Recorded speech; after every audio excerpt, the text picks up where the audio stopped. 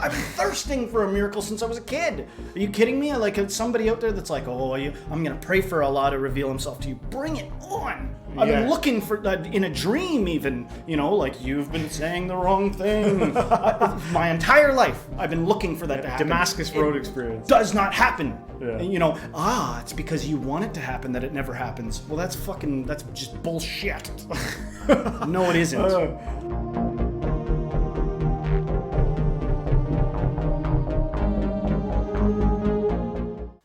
Welcome, modern day mystics, fellow truth seekers, James and Justin, back at it again. And today we are diving into our request bin and we're doing our most asked for video, which is the Throne of Allah. You asked for it, we're bringing it. So I know we have a lot of people from different faiths who, check out our channel because we cross over a lot of different belief systems and stuff like that. So we're constantly always trying to learn as much as we can within the allotted time that we have to learn more about these faiths and belief systems as we go. So look, I just so everyone knows, I got a Quran. I'm been reading little bits of it here and there. Yeah, but guess what? The internet's a magical place. Yes. And sometimes the charm of something is ignorance. Yeah, that's true. No, not to everybody. Sometimes we get the odd comment that's like, you have no place talking about this. You should know everything about everything before you talk about it. I don't subscribe to that. I subscribe to, I follow my bliss. I read the Bhagavad Gita recently. I'm slowly making my way through the Epic of Buddha. Yeah. I get to things when I get to them, man. Yeah. And so I piece it together, and part of it is like, imagine holding something an apple up to somebody that's never seen an apple before and being like, what do you see? Yeah. They're probably enlightening to hold something up to somebody that has no reference and is like, well, I don't know. This is what I think without being, we didn't grow up with in Islam. Yeah, we didn't grow up in that. So this is the outsider's viewpoint. Yeah. Which, I think. And I've seen some cool stuff, man. I've seen some stuff that's interesting. Some people are okay with this. Some people like our stuff and they're like, yeah, do more. Keep searching. They're nice about it. And then other people feel like they have to tell us where to go. Right. And so, you can't win. But that's okay. You're allowed to do that. Yeah.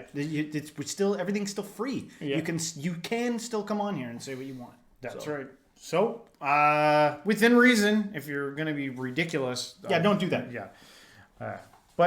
So this is, I haven't seen any of this. Going into this totally blind. The Throne of Allah. The Throne of Allah. Sounds cool.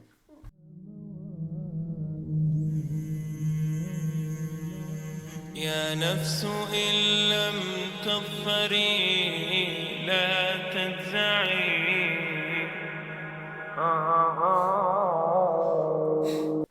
That music is like magical. You know what I mean? Like, it like, I don't want to be an idiot here, but I'm saying like, when I listen to that, I'm like, ooh, that puts you into a state. It does. It's, what do they call it? Like transitory or like, like something like that. It definitely puts you into like a state. Yeah. All the praise is for Allah, who is the author of all existence and the most generous to his creation, while he is also the all-compelling. He is the only one worthy of our worship, having no partners, no associates, no sons, no daughters, no one whom he must consult, and no one or anything which has any comparison with him. All the praise is for Allah, who is the King of all who claim sovereignty, the only one who has the right to legislate for his creatures. When you think of famous Islamic people, who do you think? I think of like Muhammad Ali. I think of Malcolm X. Yeah. And I've watched some some stuff online on TikTok even of guys doing live streams that are like, Muslim and they're talking about it. Yeah. Not trying to be offensive in any way. The men in Islam seem like no-nonsense guys. Yes. Yeah. I've met a few that are a little bit, like we've even interviewed guys that are a little bit more mild than what we're seeing right now. Like, remember Jan? Yeah. He was not exuding this, what I'm getting. But I hear what you're saying. There's an element of There's an element of- seriousness. Oh like, yeah, like yeah. So Comment on that. noted. He is the giver of life. He is the causer of death, while death has no effect upon him, because he is the ever-living, the self-subsisting, the eternal and the only absolute. All the praise is for Allah, who has power over all things, and there is in reality no power and no strength, no influence to cause benefit or detriment except through him.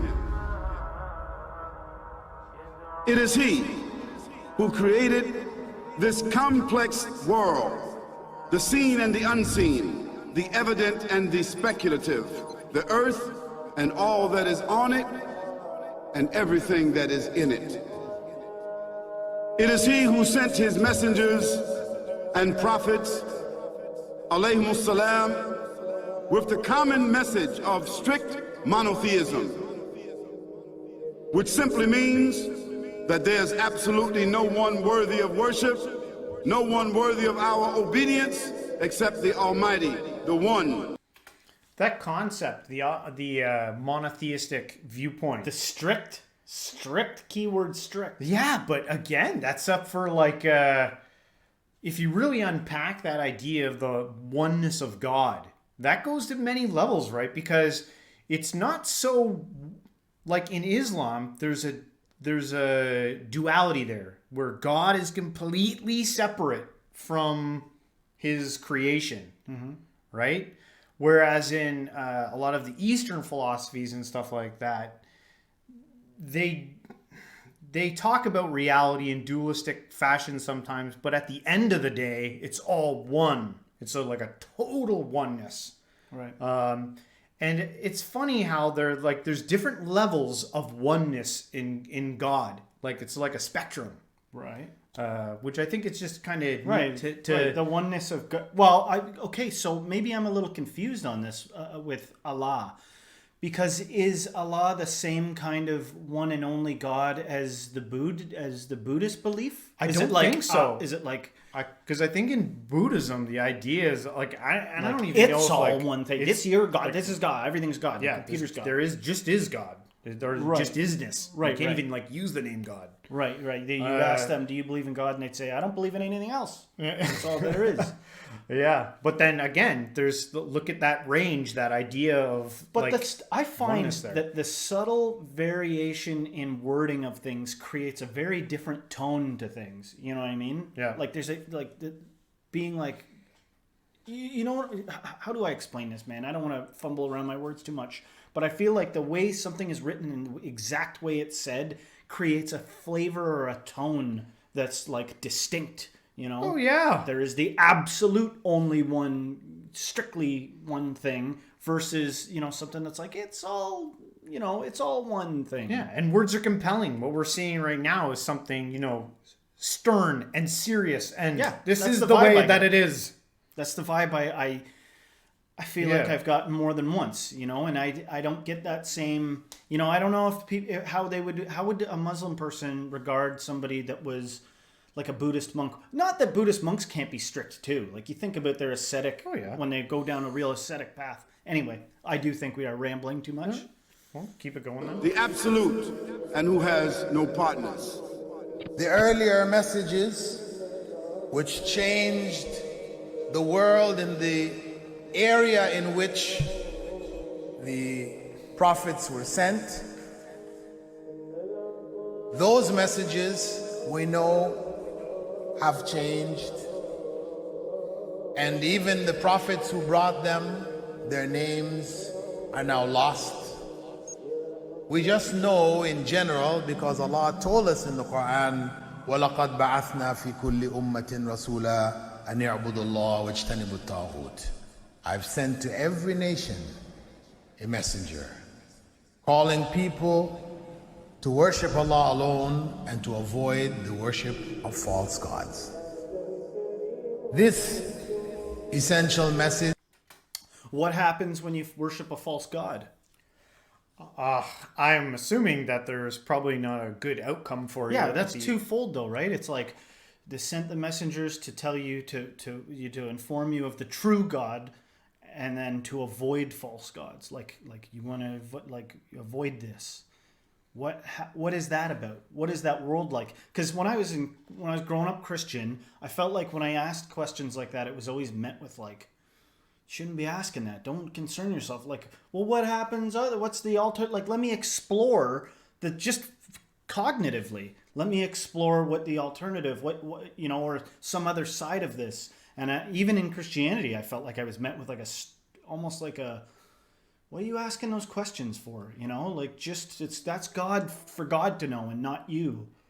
Yeah. Well, I don't necessarily. One thing I've definitely noticed in some of these Muslim reaction videos that we've done is that they hold fast to the fact that they believe that what they're doing is completely logical, scientific, yeah, and that you can like this is it's like almost like duh, you don't see it, you don't see it. That's how they view it, and yet. There's so many other people who are like, I don't really see it exactly the way that you see it. I saw a Christian preacher just recently quoting, like talking about Ken Hovind and doing the same scientific thing. Yeah. And he was trying to prove that the Earth is flat, I think, Ooh. with science or something. Yeah. But there's a lot of that going around these days. But that's just one guy. He doesn't speak for everybody, whatever. Yeah. But it's interesting talking about this stuff because we really have no intention on offending anybody or anything. And so sometimes we got to like choose our words carefully about how we discuss this stuff. But it's like, yeah, there's no way around it. Some people are going to say, hey, good for you for searching. Others are going to be offended. It's just the way it's just the way that's going to be. That's a little less, mini lesson for everybody. Yeah. Is check out the comment section. 'Cause Yeah. not everybody feels the same way about the same thing, same topic. That's true. Has been preserved in Islam in a way that it was never preserved before. Not because the message was different, because it was the same message, but because of the fact that there would be no other prophets who would come after Muhammad sallallahu alaihi wasallam. So therefore that message now had to be protected. It had to be preserved in a way none of the earlier messages were preserved. Oh, Zakir. I'm the latest. What you say, you have come to know 40 years back. And what you I would have liked to hear that. He was like, because he was talking about the preservation of the Quran, and then because they were saying it had to be done in a way that it was unlike any other. I was like, okay, that's it. Then it changed off of it. I'm like, Right. Well, hey, if you're passionate about this and you know the answer, suggest us another video. We'd be happy to watch it. Well, maybe Zakir's going to let us know. Oh, right. What are we doing? call the Big Bang is already mentioned in the book which I read, the glorious Quran. It's mentioned 1400 years ago in Surah Anbiya, chapter number 21, verse number 30, which says, Avalam yaral lazina kafaru. Do not the unbelievers see anna samawati wal arda kanat ratkan fataqnahuma, that the heaven and the earth were joined together and we clove them asunder. What you're talking about, the Big Bang, I try to imagine compressing it. See, that it's amazing. We were talking about words and language and how things can, like, he said a bunch of stuff there and he was like, the Big Bang has been like mentioned in the Quran 1400 years ago, and then he said the scripture and I wasn't like, that doesn't sound like the Big Bang. Like when he said it, he didn't say Big Bang. Right. He just said something about the earth and the heavens there or something like that. Yeah. And I wasn't like, oh, that's the Big Bang. I didn't get that. Right. And I was just going to say something, and this is found, as far as I can tell, in religion, in science, and everything. There's this phenomenon that I'm about to talk about. It's like once you get 20 Christians in a room, or once you get 20 Buddhists in a room, or once you get 20 scientists in a room, or once you get, what's another religion? Because we always talk about Christianity and Buddhism. Zoroastrianism or Jainism. It often seems like once you've got a bunch of people that all agree on the same thing, you can go crazy with the adjectives. It's like, oh, we're here to talk about the wonderful, gracious, amazing, perfectly beautiful, better than you can imagine God. Just the wonderful, perfect, amazing, better than you can imagine God. Like, you can go nuts with the way you talk about it once you're appealing to people that think the same way. Like, if I came in and I was like, guys, check it out, it's me, King Justin the Glorious. You'd be like, no, you're not King Justin the Glorious. No, you're not. But when people decide something's either good or bad, it's like if somebody's convicted of something, it's like, oh, what a dirtbag piece of crap turd, executed that horrible. Like everyone agrees though, right? Yeah, everyone agrees. Yeah, where was I? That horrible, awful piece of crap. It's like, don't you see what is significant about that? Yeah. That once something is established with the key word is with like the key concept here is that it's more than one person. It's a groupthink. Then you can go nuts with the adjectives regarding that thing. Yeah. Oh yeah. It's never like, the oddly mood swingy God. Yeah, we worship him, but he's got some mood swings. Well, just ask yourself, have you ever been in a group of people and all been riled up or convinced of something, and then later on, a week down the road, you were like confronted with the same thing you were all talking about? It was like, man, we all got riled up for like, that's not at all what I was. I try to go out the back door when that happens now. I'm like, the mob is forming. How do I get out of here? But that could be a fault of mine. Some people, Terence McKenna said something like, if you see a mob, you must join it. So I don't even know what he was referring to, but I remember kind of like a quote like that. But the point is that I believe in raising awareness. Raising awareness to things. Let's apply more awareness to the situation. Let's regard these things and then move forward. Yeah. All right, let's keep it going. Spring. I push it closer and closer and closer together so it's smaller and smaller and smaller. And I've stored a tremendous amount of energy in that spring. And when I let it go, it bursts out. It bursts out. It bursts out. The creation of the universe, which you came to know 40 years back, is already mentioned in this book, the glorious Quran, 1400 years ago. Who could have mentioned that in the Quran?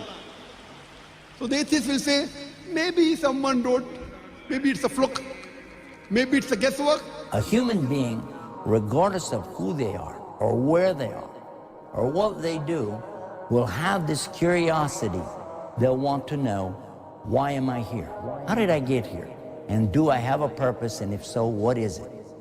The only one who would really be able to answer that question would be the Creator himself. If there is a Creator, it would be up to him to tell us why we were created and what he expects from us and what this life is really about. Allah has shown the people from the time of Adam until right now, has shown the people what he wants from them. And it's a very simple thing, and that is that worship be for him alone without any partners. I think that's what I think a lot of this Quran does. I think it does provide for people a sense of purpose. I think it provides like a lot of those questions. People are out there, they're looking for that, and they find that. I don't want to be insulting. Listen, do you get the impression that Joe Biden's got an IQ of 175? No. Is it possible that you can not have a very high IQ and become somebody important and somebody that when they say things, everybody listens? Yep. You ever read a biography on somebody like Albert Einstein or Nikola Tesla? It's like there's stuff peppered in there that you're like, I thought he was a genius. Why was he living like that? Just because you're smart doesn't mean you got everything together. And just because you're not that smart doesn't mean you can't find yourself in a position where you go to a building every week and tell the other people that are, just some stuff and they're going to believe you. Why do you... Look at the whole picture, man. Like, again, I'm not talking to somebody that just doesn't even want to hear what I have to say. But if you're listening to what I have to say, then I got to assume you've got some insight and not wisdom. It's like, where is the source? What sources are we trusting? Where is this information coming from? When I was a boy, I would look, everything my dad said, I would believe him. Yeah. You know what I mean? And when he took me to church and said, this is what's true, listen to what the guy says, I believed him. And I believed as my father believed, right? Yeah. So what is the point that I'm trying to make here, man? As you get older, you move beyond that. And you're now responsible, or at least, you should take some ownership for your life to do the deep dive and start extracting and pulling apart, doing a deconstruction process to find out why do you truly believe the things that you believe? A lot of what is being said in this video are big existential questions. And when he says a lot of these things, I feel like there are some quantum leaps being made in some assumptions that are like, happens all the time. it goes from, I'm looking for purpose, and so this provides it and gives it to me without, And maybe scientists do that too. They're like, we found this toe bone. Here's what the rest of the dinosaur looked like. You know what I mean? And you're like, from a toe bone?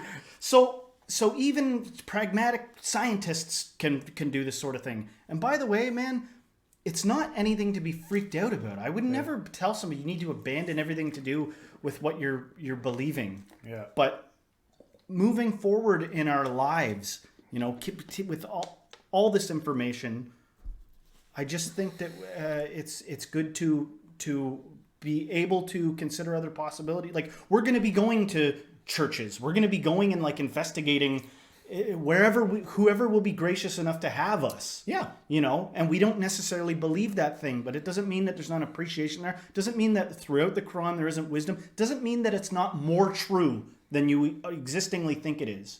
Yeah. It doesn't mean that the Muslim belief isn't more true than you expect. Holy crap, you're telling me it's really, really true?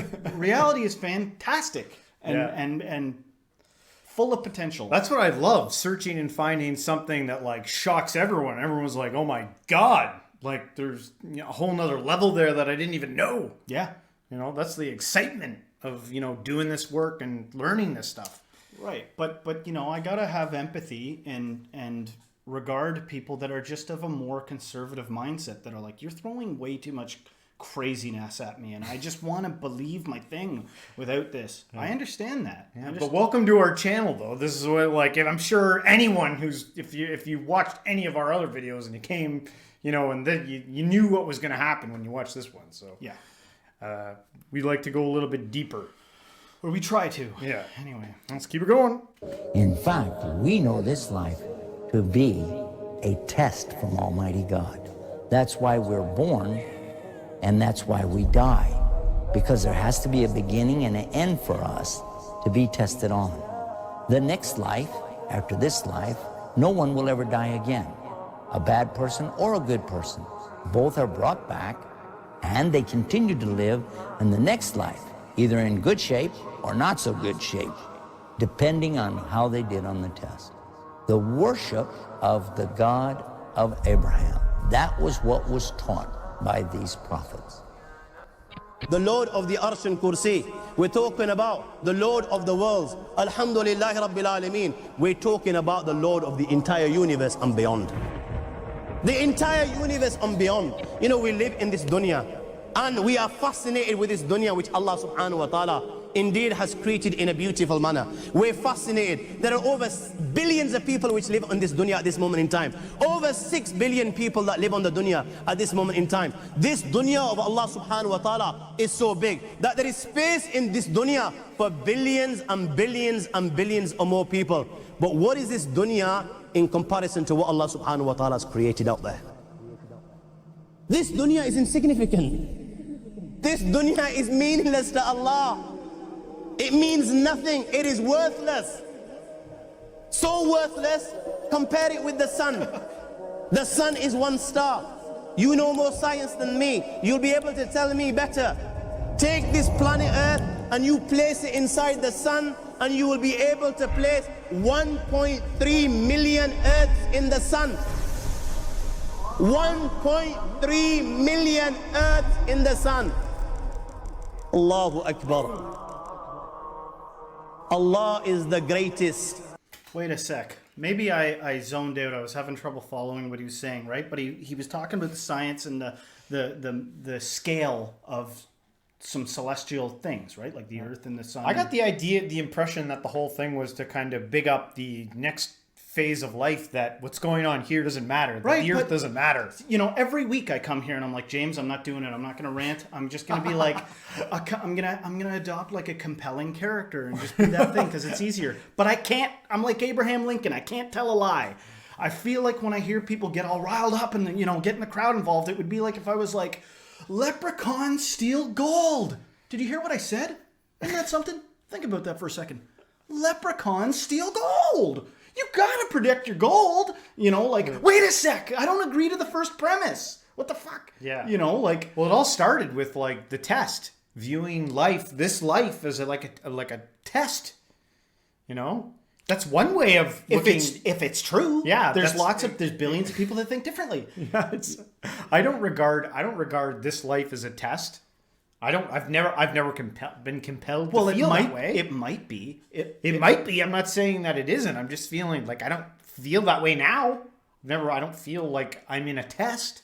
Right. I feel like I'm trying to enjoy this reality, make sense of it, understand it. But I watched a video years ago and it really resonated about the cult of personality.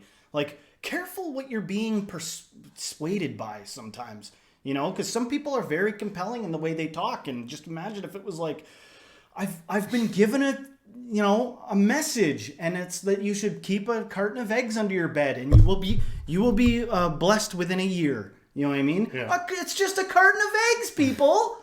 That's all it is a carton of eggs. Come on, do this. And listen, I'm a credible person. This is, I've got whatever my qualifications are, my credentials are, and all I'm telling you is, come on, people, you should be excited. There we go, people dancing in the aisles. And I started by not making any sense. Like, wait a fucking second, what are you talking about eggs for?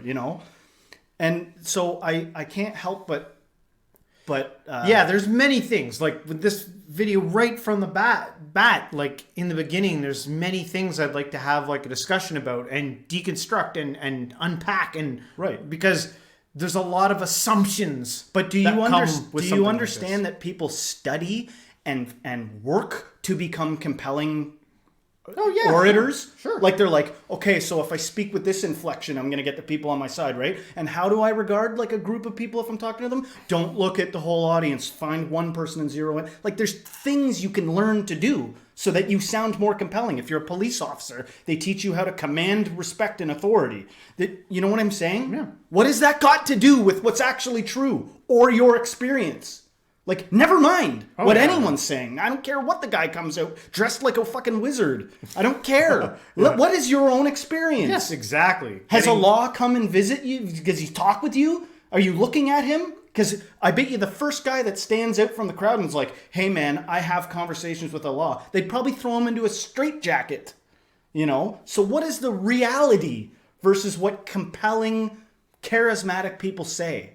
You know, I did not mean to do this, but what is the point of what we're doing unless we're trying to examine things as honestly as possible? Exactly. No, I think you're making a good point. And experience should be like a key aspect to what's going on inside of what's being said in these videos. Right. Like, yeah, this is, it's compelling, interesting, lots of good orators here.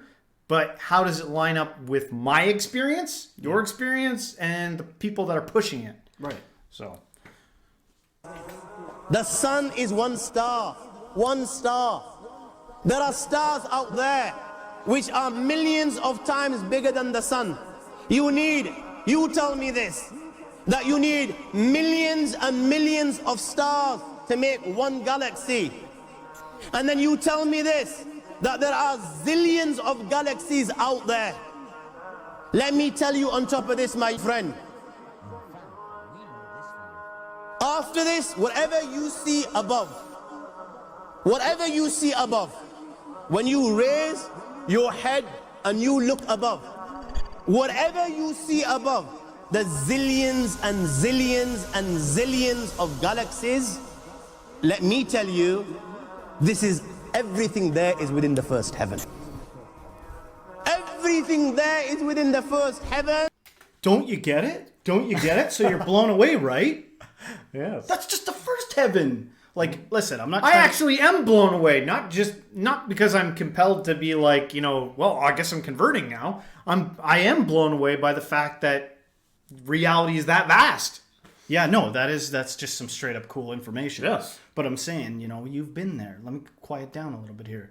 You've been there when somebody's like, God sent his only son to die for you. For you. How does that make you feel? Grateful? That's right. Because God sent it. Did Does other religions believe that? But we've now gone along. I gotta like drive this point home. Do you understand what I'm saying? Go big, like, Yes. this guy is loudly talking at a group of people and getting excited about something, but it's like, wait a sec, who says? Why are we jumping up and down for joy when how do we know? Yeah. Yes. Because science, that's why. No, you don't get it. I told you science. I threw science at your face, and now I'm stapling a law to it. So you believe, right? What? No, because it said in the Quran that the Big Bang was in the Quran. Wait a sec, it says the Big Bang in the Quran? That doesn't even make sense. No, it doesn't. Well, it doesn't say Big Bang in the Quran, but that was what it was pointing to. If you suspend your, disbelief and just force it in like a circle peg into a square hole, it makes sense. Jeez. I hear what you're saying. Yes, I hear what you're saying. But I I think we've nailed that point home. Because I can't believe it. I can't believe it. It's like, why? How am I supposed to sit there and listen to the rest of something when the first point hasn't been fucking addressed?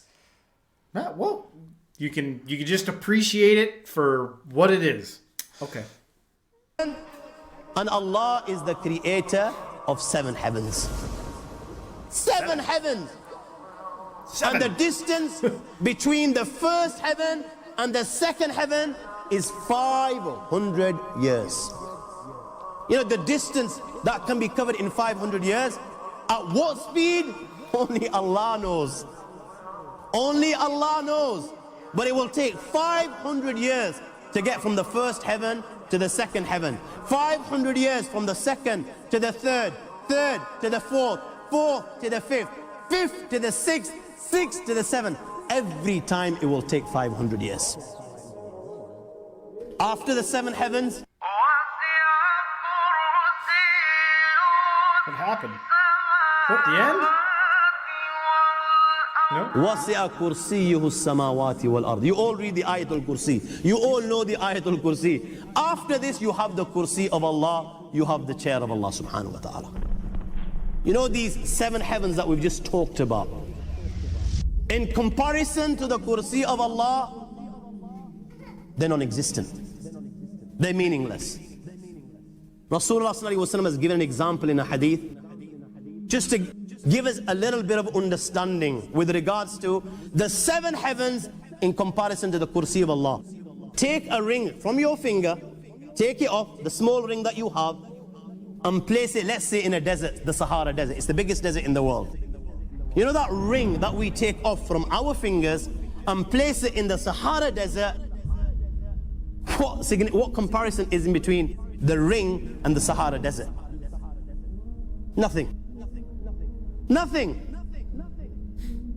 The 7 heavens is the ring, and the Kursi of Allah is the Sahara Desert. After the Kursi of Allah, you have the Arsh of Allah. وَكَانَ أَرْشُهُ عَلَى الْمَاءِ. I think the idea is to like get us thinking about, Yes. it's a little bit of a mind show to like, look at this, this life, it's nothing compared to the vastness of infinity. Oh, I get it. To come. I get what's being illustrated here. Yeah. Like, you went to a thing where they were like, they changed your diet and stuff, and then next thing you know, you're in like a different state, and then they lay on you some information they want you to have.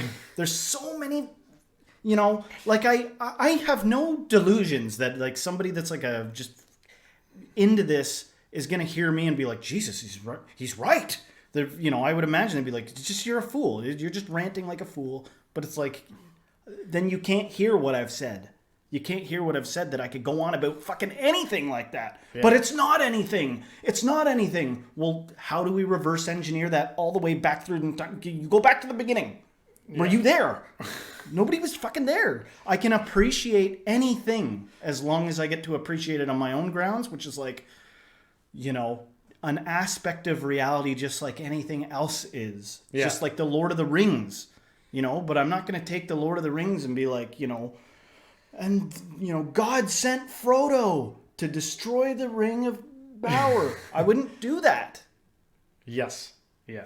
I think one aspect sometimes that gets lost in here is it's easy also for us to forget the vast tradition that is followed along through these belief Yeah, systems. that's and why very important. That's very important. It would take you being in a right state to be able to watch a video like what we're doing right here. Because I can, if I was a fervent believer of, like, let's just say take something like meditation. I believe in meditation. It's the best thing for you. It's the best. And then I created a whole life around it. I meditated every day for 20 years. I started a school. I wrote a book about meditation. Then after I did all that, would I go start researching, take a 5-year sabbatical to research why meditation is stupid and bad? And what are the chances of that? Barely anyone's going to do that. What are the right? chances? But it's not just that, because it's one, you're not going to go be like, how do I find a way to make everything I just did a waste of time? How do I do that? Not only are you not going to do that, what does happen is you go to places that confirm what you already think, and then people are like, yes, like, go to anything. I'll just use Christianity as an example, but if I was like, blessed be, right, everybody, they'd be like, yes, absolutely, holy is his name. Like, all this confirming stuff. Yes. So everyone is doing that. Everyone is doing that all the time. Yeah. Yep. Yeah, it's hard to go against that grain.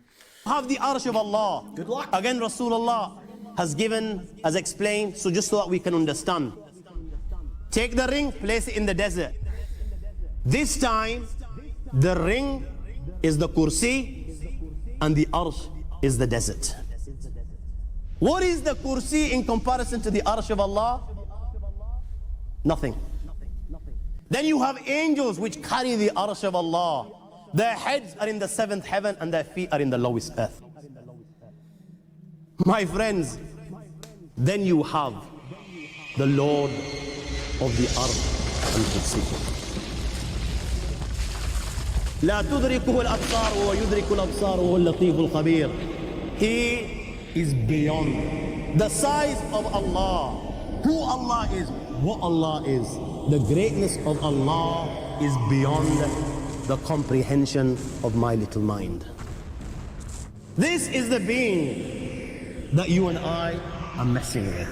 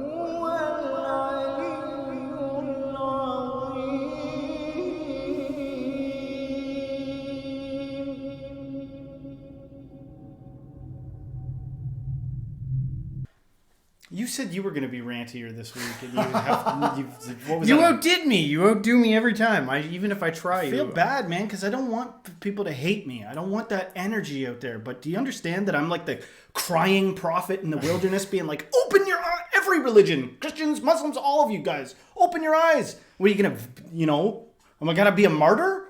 because of that. Think of what I'm saying I here. hear what you're saying. I'm not even disagreeing with you. You know, we went to this thing called Heaven's Rehearsal, and they had these things, and it was like, countdown to heaven, 5. It's all same kind of talk, you know what I mean? Like, God is so big, you know, like moving text in front of you, like all this, you know, or when it would be altar call, and there'd be people working the strings, you know. If you feel like you need to come up to the altar right now, that's Jesus tapping on your shoulder. It is time. Oh, so it couldn't be that synthesizer, like manipulating my emotions into feeling extra sentimental. Couldn't be that. Yes. Because why is it not compelling? You know, you talked about tradition. You know what else has been tradition? Big, loud people talking over everybody, so commanding attention since the dawn of time. That's also been human tradition.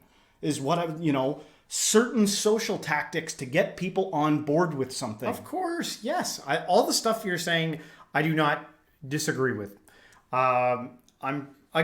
This video, we were begged to do this video by hundreds of people to do this reaction video. Well, I hope so. For those out there who want to see us, you know, deconstruct it and go through it and rant and rave about it, and bring their own baggage with them. Yeah, and I'm also willing, like, I know you're the same too. Like, I'm willing to be wrong. I'm willing to be wrong. Yeah. If Allah came down and slapped me across the face, I'd be like, okay, all right, absolutely. But I have to follow my experiences, but also don't act as the right hand of Allah, because he's not magically doing it. You know what I'm saying? Like, it's one thing to be like, listen, if Allah descended before me and said that or something like that, a sensible approach might be like, well, he did. He sent his prophets and they have the scriptures. You're ignoring it. A crazy thing would be like, I'll show you Allah. I'll make sure you know then. That would be crazy. Yes. Right? Like, that's not the same fucking thing. Yeah, I know what the argument is a lot of the time is that, well, you do have, Allah did slap you across the face. He provided his word. And you're rejecting it. Yeah, but their book doesn't say, and if a magical thing doesn't happen, then you go slap the infidel across the face. It doesn't say that, right? It better not say that, because then I'm just against that. Yeah, well, I honestly, I don't know. I haven't read the whole thing, so like I've listened to the audiobook, but if my book said that, you know, barring a miracle, nothing happens, well, then you go with your own self. Make sure they know. Like, that's not happening. Well, no, some people are like, I'm sure that there's different degrees to that. I think there's degrees where some people would be like in other religions where they would proselytize, or they would share they would make an act of sharing their faith with people. Anyone who is willing to hear, they would share their faith. And I think there's a lot more of that. I think you would probably be on the extremist end of things, where there's extremists in every field, man. There's extremists everywhere that are going to, like, you know, rule with an iron fist. Is there extremist scientists? Are there scientists that are like... Yeah, there are extremist scientists. When those who do not conform to the social norms of the time, they're rejected, and they'll be told that, well, you'll never teach in this university if you're going to push that new theory. That's crazy. That's definitely happens. Yeah, definitely. Here's the thing. I'm saying it definitely happens. I'm just like, I think it definitely happens. I wouldn't be able to like prove that, but I'm pretty confident that there's probably some signs of that out there. I'm going to leave it at that, because I could just say a million things. I'd be like, I've been thirsting for a miracle since I was a kid. Are you kidding me? Like, somebody out there that's like, I'm going to pray for Allah to reveal himself to you. Bring it on. I've been looking for, in a dream even, you know, like, you've been saying the wrong thing. My entire life, I've been looking for that to happen. Damascus Road experience. Does not happen. Yeah. You know, it's because you want it to happen that it never happens. Well, that's just bullshit. No, it isn't. All right, yeah, we're right. You're right. We said enough on this one. We brought it to you, the throne of Allah. If you did like this, if you're still here, I'm sorry. Don't forget to hit the like, subscribe, share with a friend, and everybody. Until next time, stay spiritual.